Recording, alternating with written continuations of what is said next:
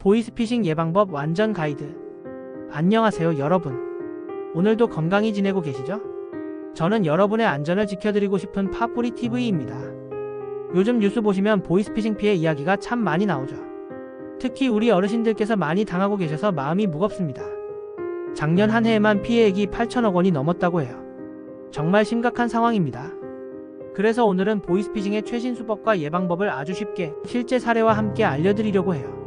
30분이 조금 길게 느껴질 수도 있지만 영상을 끝까지 보시면 이렇게 하면 피할 수 있구나 하고 확실히 감이 오실 겁니다. 그럼 같이 시작해 보실까요?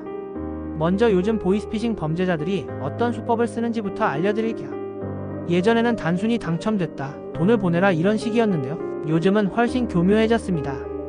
첫째, 공공기관 사칭. 검찰입니다, 경찰입니다, 금감원입니다 하면서 전화가 옵니다. 전화번호까지 똑같이 조작해놔서 진짜처럼 보여요. 휴대폰에 서울중앙지검이라고 뜨니까 믿을 수밖에 없죠. 둘째, 가족이나 지인 사칭. 엄마 나 급해, 돈 좀 보내줘 이렇게 카톡이나 문자로 와요. 요즘은 AI 기술로 목소리까지 흉내내는 경우도 있습니다. 정말 무섭죠. 셋째, 원격 제어 앱 설치 유도. 핸드폰이 해킹됐다, 돈이 빠져나간다 겁을 주고 앱 하나만 깔면 해결된다면서 깔게 하는 겁니다. 그런데 사실은 그 앱이 우리 핸드폰을 통째로 조종하게 만드는 거예요. 넷째, 저금리 대출이나 지원금 믿기. 정부 지원 대출 금리 낮게 바꿔준다 하고 접근해서 개인 정보를 빼가거나 수수료를 뜯어갑니다. 특히 경제적으로 어려운 분들을 노리는 경우가 많아요. 이런 방법들이 요즘 아주 많이 쓰이고 있습니다. 듣기만 해도 무섭죠? 하지만 걱정 마세요. 우리가 정확히 알고 대비하면 충분히 막을 수 있습니다. 이번에는 실제 피해 사례를 통해 어떻게 당하는지 또 어떻게 막을 수 있었는지 알려드릴게요. 사례 1, 검찰금융기관 사칭. 서울에 사는 70대 김할머니께 전화가 왔습니다. 서울중앙지검 수사관 박입니다. 할머님의 통장이 범죄에 연루됐습니다. 무섭죠? 목소리도 아주 단호합니다. 전화번호도 진짜 검찰청 번호로 표시돼서 의심할 여지가 없었어요. 그러면서 통장 확인을 위해 앱을 설치하세요 하고 유도했어요. 결국 할머니는 앱을 깔고 개인정보까지 입력했습니다. 그 사이 통장에 있던 2천만 원이 빠져나갔습니다. 여기서 중요한 포인트들을 짚어보겠습니다. 첫째, 검찰이나 경찰은 절대로 전화로 돈을 요구하지 않습니다. 둘째, 앱을 깔아달라는 말이 나오면 100% 사기라고 보셔야 해요. 만약 이런 전화가 오면 어떻게 해야 할까요? 네, 바로 끊고 직접 검찰청이나 경찰청 대표번호로 전화를 걸어 확인하셔야 합니다. 사례 2, 가족 사칭. 이번에는 손주 사칭 사례입니다. 부산에 사는 75세 이할머니 이야기예요. 어느 날 카톡이 왔어요. 할머니 나이인데 휴대폰이 고장나서 급히 돈이 필요해요. 사진도 손주 사진이고 말투도 비슷했습니다. 작은 사고가 났는데 부모님한테는 말하지 마세요. 500만 원만 급히 보내주세요. 할머니는 손주가 다칠까봐 걱정돼서 바로 은행에 가서 돈을 보냈어요. 하지만 저녁에 손주한테 직접 전화를 해보니 그런 적이 전혀 없었다는 겁니다. 여기서의 교훈은 무엇일까요? 문자나 카톡만 믿지 말고 반드시 직접 통화로 확인하기입니다. 가족이 맞다면 전화 받는 걸 피할 이유가 없잖아요. 특히 비밀로 해달라, 아무한테도 말하지 마라, 이런 말이 나오면 더욱 의심해야 합니다. 사례 3, 대출지원금 믿기. 마지막으로 대출 사례입니다. 경기도에 사는 60대 박씨 이야기예요. 정부 지원으로 저금리 대출이 가능하다는 문자가 왔습니다.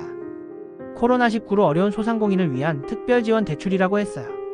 박씨가 전화해보니 아주 친절하게 설명을 해주더래요. 서류만 보내주시면 바로 승인해드릴게요. 금리도 연 1%로 아주 낮습니다. 박씨는 신분증, 통장사본 등을 팩스로 보냈어요. 그런데 며칠 후 전화가 와서 승인 수수료를 먼저 내셔야 한다고 하더래요. 150만 원을 보냈는데 그 다음부터는 연락이 안 되더라고요. 결국 대출은 받지 못하고 돈만 잃으신 거죠. 여기서 기억하셔야 할 중요한 사실들이 있어요. 정부나 은행은 절대로 수수료를 먼저 요구하지 않습니다. 또 링크를 눌러 앱을 깔게 하는 것도 절대 안 됩니다. 정식 대출은 반드시 은행 영업점이나 공식 홈페이지에서만 진행됩니다. 그럼 이제 어떻게 하면 안전하게 막을 수 있을까요? 자, 상황별로 자세히 정리해드릴게요. 1.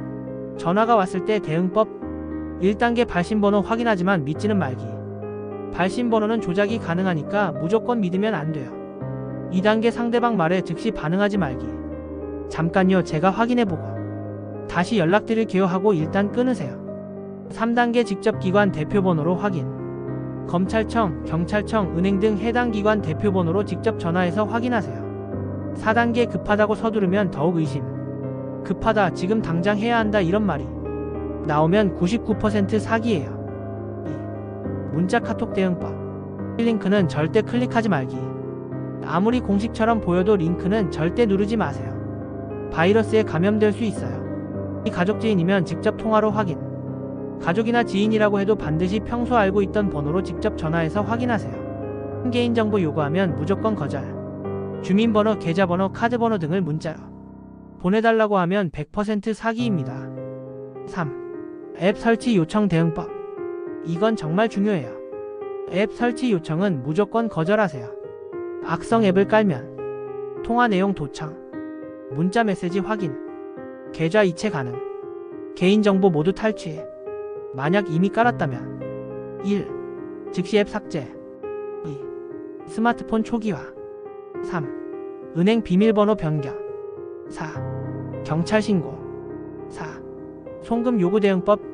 1단계 가족이라도 직접 확인 전에는 절대 보내지 말기. 아무리 가족이라고 해도 평소 쓰던 번호로 직접 확인해야 해요.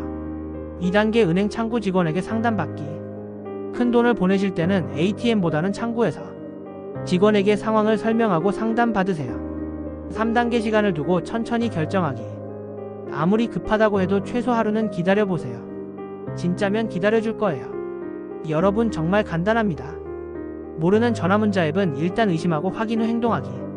이거 하나만 기억하셔도 99%는 피할 수 있습니다. 그리고 다행히 요즘은 정부와 금융기관에서 여러가지 안전장치를 만들어 뒀어요. 지연 이체 제도. 큰 돈을 보낼 때 바로 빠져나가지 않고 몇 시간 후에 이체가 완료됩니다. 200만원 이상은 자동으로 지연 이체가 적용되고 그 사이에 신고하면 돈을 지킬 수 있어요. 계좌 지정 서비스. 미리 가족 계좌 등을 지정해두면 다른 계좌로는 송금이 안되게 할 수 있습니다. 피해 신고 창구. 112 경찰서 24시간. 1332 금융감독원 평일 오전 9시에 오후 6시. 각 은행 고객센터 24시간 운영. 전화 한 통이면 바로 도움을 받으실 수 있어요. 빨리 신고할수록 돈을 돌려받을 가능성이 커집니다. 보이스피싱 지킴이 서비스. SKT, KT, LG U+ 모두 보이스피싱 의심 전화를 자동으로 차단해주는 서비스가 있어요. 무료니까 꼭 신청하세요. 혹시라도 당하셨다면 부끄러워하지 마시고 바로 신고하세요. 범죄자들이 나쁜 거지 당하신 분이 잘못한 게 아니잖아요. 자, 오늘은 보이스피싱의 최신 수법과 실제 사례, 그리고 막는 방법까지 자세히 알아봤습니다. 핵심만 다시 정리해드릴게요. 첫째, 전화문자만 보고 믿지 말고 직접 확인하기. 둘째, 앱 설치 요구는 무조건 거절하기.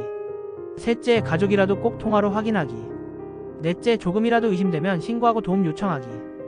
여러분, 아무리 급해 보여도 한 번 더 확인한다. 이 습관만 들이면 안전하게 지키실 수 있습니다. 오늘 긴 시간 동안 함께 해주셔서 정말 감사합니다. 이 영상이 도움이 되셨다면 주변 분들에게도 꼭 공유해주세요. 특히 부모님, 조부모님께 보여드리면 정말 도움이 될 겁니다. 구독과 좋아요, 그리고 알림 설정까지 해두시면 앞으로도 유익한 안전정보를 계속 받아보실 수 있어요. 다음 시간에는 인터넷 쇼핑몰 사기를 구별하는 방법에 대해 알아볼까 합니다. 그러니 꼭 함께 해주세요. 감사합니다.